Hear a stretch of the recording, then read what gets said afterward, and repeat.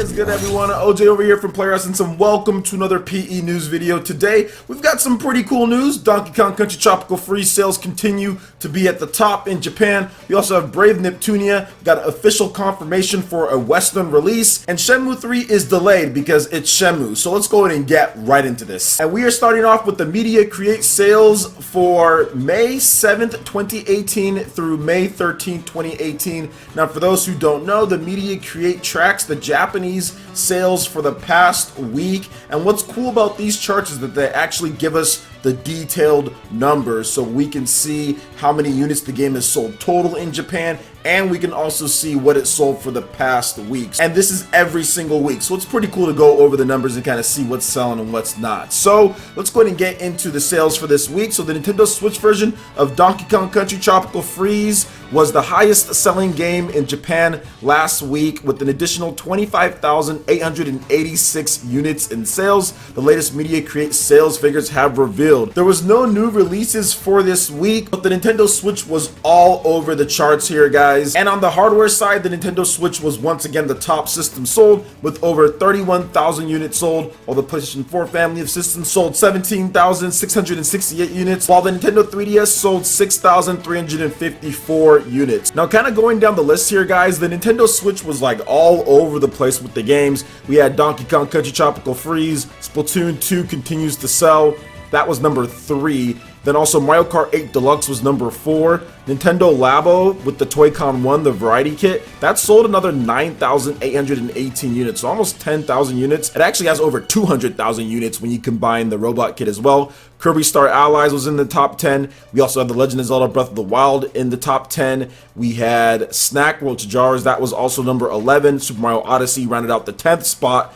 Then 1-2 Switch was on there, ARMS was on there as well, the Labo kit, the robot like I talked about there. So a lot of Nintendo Switch titles. Animal Crossing kind of snuck back in for the past few weeks. I think God of War and a couple other PS4 titles. So overall, Nintendo pretty much dominates the charts in Japan, although nothing's like truly impressive, but it's great to see Donkey Kong Country Tropical Freeze continue to sell because it sold another 25,000 units plus, and that was not too far off from what it debuted on the Wii U back in 2014. So to see it sell 90-something thousand units, what it sold the previous week before this past week, and then to see it again sell another 25,000 units is fantastic. It shattered pretty much everyone's expectations when it comes to that game because people were really apprehensive about the price. People were apprehensive about being able to get it much cheaper on the Wii U. People were talking about how the game's already old, and it just came out and just smacked everyone's thoughts that were thinking that way. Absolutely destroyed everyone who thought that it wasn't going to do well simply because it was an old game. I think one thing that we know here when it comes to Nintendo Switch is that people want to play the game portable. Like, these charts pretty much show that. Nintendo has been selling all these games. They're either months old now or they are a year old at least, like with Legend of Zelda Breath of the Wild, for example, and the game is still selling. Games like ARMS, Splatoon 2, those are going on 1 year old this summer, and yet they're still in the top of the charts, even worldwide. Not even just in Japan, but worldwide, we're still seeing all of these Nintendo Switch games, the big titles from the first year, selling well. So it's good to see that. That's the evergreen formula that Nintendo has always had in practice. So it's great to see that. And of course, Nintendo Switch sales are going to get a huge bump heading into probably May and summer as well. There's some big games coming out, but nothing crazy for Japan at least. But in the US, I do think that we're going to see some nice sales bumps, and in Europe as well. But I think the next big title to where you can really see a difference on the sales charts is going to be Yokai Watch in Japan whenever that drops. It's this summer. But then also Project Octopath, or Octopath Traveler I should say,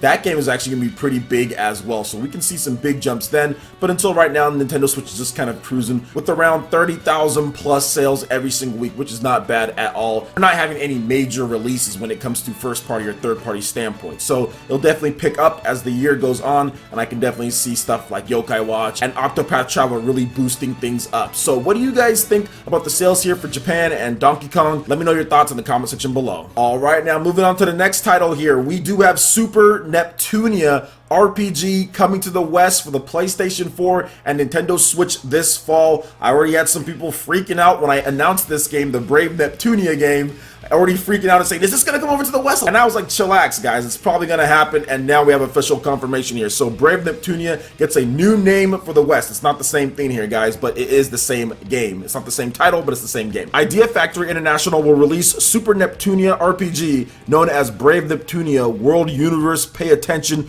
Ultimate RPG Declaration, in Japan for PlayStation 4 and Nintendo Switch in North America and Europe this fall. The game will have Japanese and English voiceover options, thank you so much, as well as English and French subtitle options. In Japan, Super Neptunia RPG is due out for the PlayStation 4 on September 27th. In Korea, the game will release both for the PlayStation 4 and Nintendo Switch on the same date. Developed by Quebec-based Artisan Studio, Super Neptunia RPG brings the characters of Neptunia series into the world of side-scrolling RPG. Each character was hand-drawn by series creator-designer Tsunako, then animated by computers. Players will explore side-scrolling dungeons and fight in turn-based battles. Now, there is a little bit more of an overview of the game. I'll go over some of the key features. So you have old-school dungeons that you can explore, follow the leader, turn-based combat, RPG mechanics, super moves, all of that good stuff, and 2D's coming to life with the game. And I'm actually excited about this one because it's coming to Nintendo Switch. This style of 2D side-scrolling RPG, I probably wouldn't pay attention to it otherwise. I've heard about the Neptunia or Hyper Neptunia or whatever that franchise is. I've heard about it before, but I've never decided to play the franchise. But I'll check this one out, as I'll probably get a review code for it and stream it for you guys. And I think that this is going to be pretty good. I like 2D RPGs. Hand-drawn animation 2D side-scrollers are amazing. We've seen a bunch of great ones. They animate well, that look great. Stuff like Rayman Legends, not an RPG, but stuff like Rayman Legends would be really cool. But there should be a Rayman RPG, like a 2D side-scrolling Rayman RPG built in that same engine that they have for Rayman Legends. I'd be completely down for something like that. But I do like games like that, so I do think this can be pretty cool. Now in Japan, it's an exclusive on the PlayStation 4, but if you're in Japan, you can import it from Korea, or you can just download it on the eShop as well. So there are ways to get it if you're in Japan. And in the West, of course, you can just get it anyway. It's coming to the Switch and the PlayStation 4, or if you're in Japan, you can just get the Nintendo Switch version from the West if you want to wait a little bit more from when they're releasing it in Korea and in Japan. So there's multiple options. That's why Switch being region free is amazing, because you don't have to worry about this stuff, especially if the developer says we're going to put it in Japanese and in English, we're going to have subtitles. So it doesn't matter where you are in the world, you'll be able to get the version, the subtitles, and what you need for the game. So that's awesome to hear. So what do you guys think about Super Neptunia RPG, the brand new name for it? I think it's a lot better, and it's straight to the point. Super Neptunia RPG. It's like Super Mario RPG. That sounds good. It kind of clicks, right? Super Mario RPG, Super Neptunia RPG. Makes sense, doesn't it? Just not with Mario, obviously. This one's a bit different. So what do you guys think about this? Let me know your thoughts in the comment section below. All right, now moving on to the final topic for this video. Shenmue 3 has been delayed to 2019 because this is Shenmue, and Shenmue gets delays. So more time is needed for polishing the title. So Shenmue 3 has been delayed to 2019. Publisher Deep Silver has announced it was previously planned for a release in the second half of 2018. Quote, the extra time will be used to polish the quality of the game even further to the high standards it deserves and release the product in the best possible time frame, Deep Silver said in a statement. In a Kickstarter blog post, Shenmue 3 director Yu Suzuki commented as well, stating, quote, to all of our backers, we are very sorry for the delay. After much discussion with our partners Deep Silver, we have concluded that extending the release will allow us to deliver Shenmue 3 at the best. We promise to use the time to improve the quality of Shenmue 3. Shenmue 3 will be available for the PS4 and the PC. So this is something that I knew would probably happen, guys, because these Kickstarter games, especially ones with big ambitions, will get delayed. This has happened in multiple Japanese-based Kickstarter games or crowd-funded games where the developer has like lofty goals, they have fans of the genre or any particular interest, and it gets delayed. We've seen it with Mighty Number 9. We've seen it with Bloodstained Ritual of the Night. Now we're seeing it with Shenmue 3. It's just going to happen, and it's going to take for a lot of these games anywhere from 4, 5, maybe even 6 years to make sure that they get it right to the level of quality. Because if you launch a game with such rich history and tradition, that can almost ruin careers. That can ruin what you're going to do. People aren't going to trust you anymore.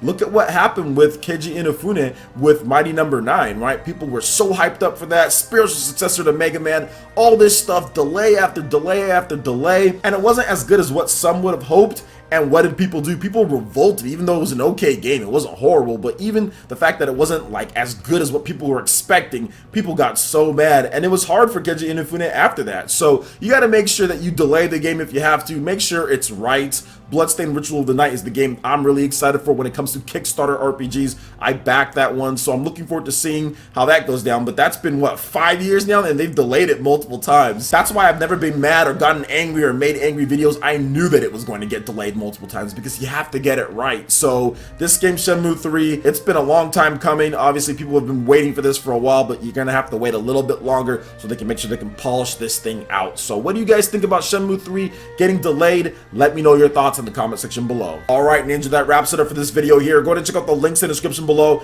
We got Facebook and Twitter. Go ahead and give us a like and a follow on our social media. Really helps us spread the content of Player Essence across the internet in addition to YouTube. Also, make sure you check out our Patreon, Twitch, and YouTube live gaming pages and consider supporting Player Essence. When you do so, it gets you access to all sorts of cool benefits, perks, rewards, and emotes via YouTube sponsorship. It also gets you access to PE Arena, where we play games as a community for up to 3 hours on Saturdays. So check out the links in the description below and consider supporting Player Essence right here on YouTube. Hit that like button if you did like this video. Lets me know you guys want more content like this going forward in the future. And subscribe to Player Essence for the latest RPG, Japanese, and Nintendo gaming news. Thank you so much for watching. I will catch you, Ninja, for the next video. Peace.